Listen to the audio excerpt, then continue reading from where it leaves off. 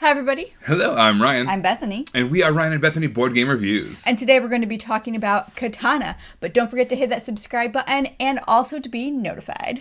All right, so in Katana, it's a two-player only game. You're playing as leaders of, these warring samurai factions, right?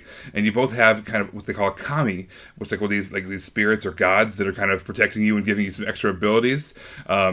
It goes really fast, and the first person to lose all their hearts loses. Let me show you what it looks like. All right, so in Katana, we have a couple different decks going on here. The first one here, this is the action deck. There are 4 different action cards in that deck. There's a whole bunch of copies of each. There's 3 parts to each one. There's a left, a right, and a bottom. The left cards are usually attacks. The right cards are usually some kind of a defense, or in this case, a pollute. And the bottom is a stance, which is kind of like a defensive thing that you can do before your turn ends. We've got the shrine deck over here. We usually draw from that whenever there is a purify card in play. That's going to be all different effects that can be in that deck. There's invincibility. It's a good thing. There's anxiety, which is a bad thing. You're going to lose some attack bonuses. There's protections. You could even regain some health. All right, so speaking of health, that's kind of the main part of this game. What you're trying to do is we're each going to have 4 hearts, 4 health, and they're protected by 1 shield each, 1 armor each. If you're able to remove all the armor and all the health, you are going to win this game. We're also going to be dealt at the beginning of the game 3 of these kamis. They're basically going to give us also special abilities. You get to choose one of them to have in play. They also tell you how to arrange your hearts. So if we were to choose this one, for instance, we have 2 hearts in the front row, 2 hearts in the back row, and then 1 armor over each of them. Okay, so now we have the setup based off of our kami there. Every kami has a couple of things going for it. There's usually a static ability in the middle there. You have a 5-card hand limit. This particular character has a 6-card hand limit, so that's kind of cool. There's also an active ability, which is activated whenever you use one of the Purify cards. This one allows you to pollute the opposing player's kami. And there's also a kamikaze value. You can choose to basically get rid of this card in order to do 6 damage to the other player. All right, so we've got our kami down there. We've got all those different abilities that we have access to. However, those abilities start to go away as we get polluted by the other players if they play those on us. So the first time we get polluted, we can no longer use our active ability, the one that gets triggered when you use one of those purify actions. The second time you get polluted, you get blocked out from whatever your static ability is. And the third time, well, your kami is actually going to die. You're no longer going to have a kami.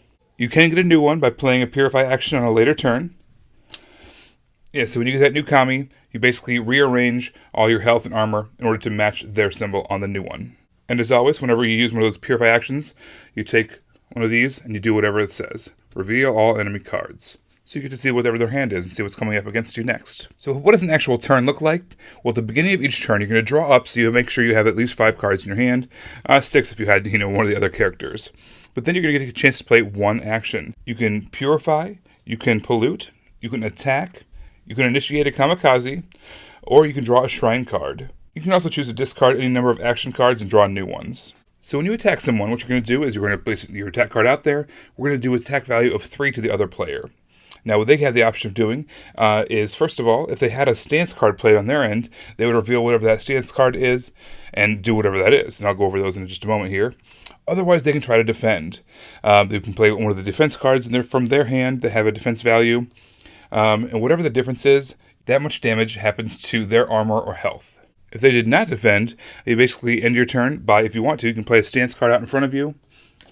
Playing one of those stance cards kind of gives you a little bit of defense and maybe even a little bit of a deterrent from being attacked in the next round. There are 4 stances, and I can go over those really fast. There's one here that says Shatter Armor. So when you get attacked, if you have this as your stance, you're going to break one of their armors, which is kind of cool. There's a +1 defense that's going to add to your defense value. There is a +1 future attack. So you're going to get one of these little tokens here that's going to allow one of your future attacks to be even stronger. And then there is the reflect attack. So if you have that as your stance, you flip that over to reveal that, whatever the attack value was of the other player, it's going to bounce right back to them. Now, none of those have any effect over the kamikaze attacks that can happen by the opposing player's kamis. However, the reflect attack, it does not actually bounce back the attack. However, it does kind of neutralize it from happening. So as we're taking turns back and forth, you can only attack whatever's the most forward-facing card. So our opponent can only take this card on before they could take on any of these. And they have to take on the armor before they can take the actual health. Anytime a health is taken, a pollution also happens to the person who dealt it. and only one health can be taken per turn. Only one stack can be targeted at a time, so even if your kamikaze happens and you could deal 5 damage or something, let's say, you can only do it to one pile. There's 2 damage. There are certain shrine cards and some of the Kami abilities that let you add more hearts, add more of the the health and some of the armor, but those are really helpful if you can get one of those. All right, so we're going to keep on playing, taking turns back and forth until one player is completely wiped out of all health and armor. All right, so the aesthetic of this game is just wonderful. Just the black and white and red and all these different ways, but still the exact same thing. The text, it's just, I really like how it looks. I like how all the cards look on the front and the back. It's really smooth and crisp and clear, and I was immediately drawn to it. One of the things that I look for in a game is decision making. What level of decision making and how fun are those decisions? How many different permutations of those decisions? All kind of stuff.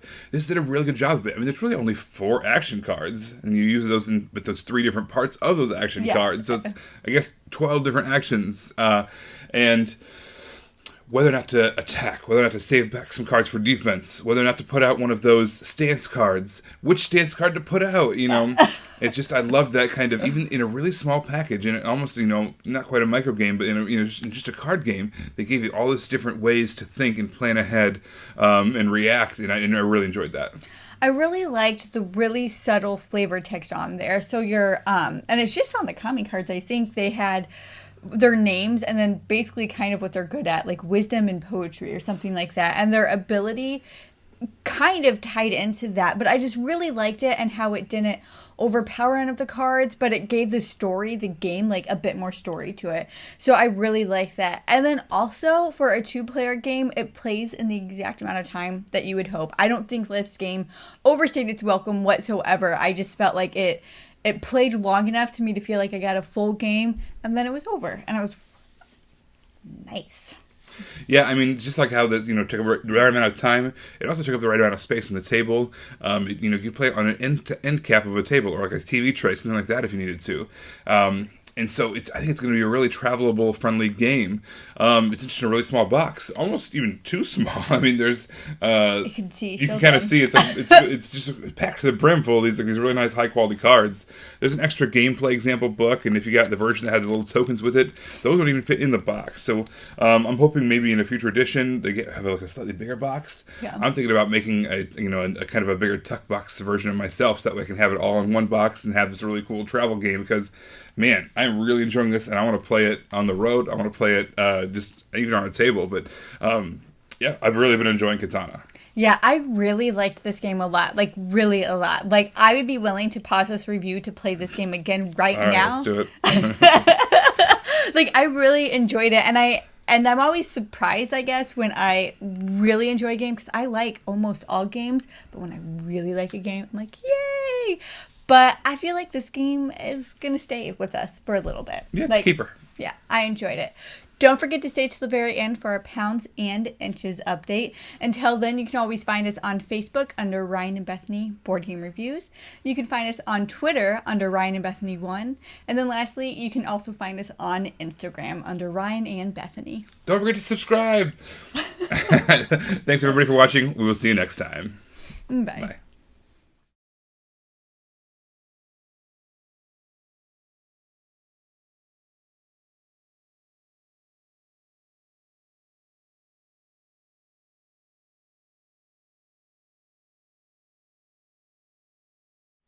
Thanks everybody for staying tuned to the very end for our pounds and inches update. About a month ago, I was really upset because during March and April and May, I had put on weight that I'd worked really, really hard for like a year and a half to take off and keep off.